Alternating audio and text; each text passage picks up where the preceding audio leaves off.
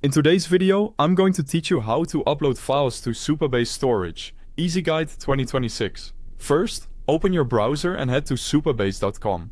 Supabase Storage is an easy, scalable way to keep your images, documents, and other assets alongside your database.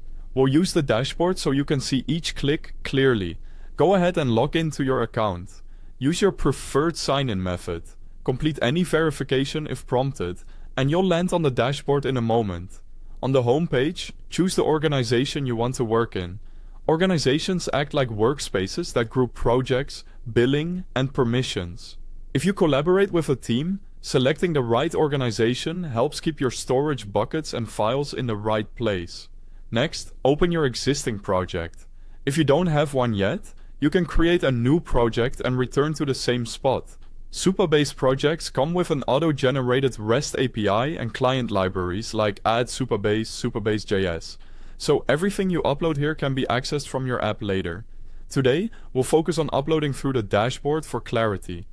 Inside the project, look at the left-hand navigation and click Storage. This is where you manage buckets and files. Think of storage as your file system for the project. Under the Manage section, select Files. Before uploading anything, create a bucket. A bucket is like a top-level folder that holds your files. Give it a clear, simple name. Avoid spaces and special characters, and decide whether it should be public or private. Public buckets make files available via a public URL, which is great for assets like images. Private buckets keep files locked down, and your app can generate signed URLs when needed. You can change settings later, but it's best to pick what fits your use case now. Open your bucket, then click Upload. Choose one or more files from your computer. Drag and drop works too if you prefer. If you want files inside a subfolder, you can set a path or create folders in the interface before uploading. Keep file names tidy. Use hyphens or underscores instead of spaces for cleaner URLs. Larger files may take a bit longer.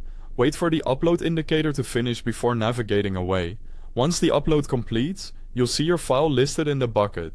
From here, you'll typically find options to preview the file, copy its path, or grab a URL if the bucket is public.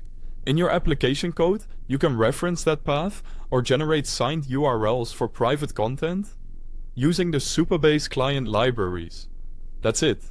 Your files are now safely stored in Supabase Storage and ready to use in your project.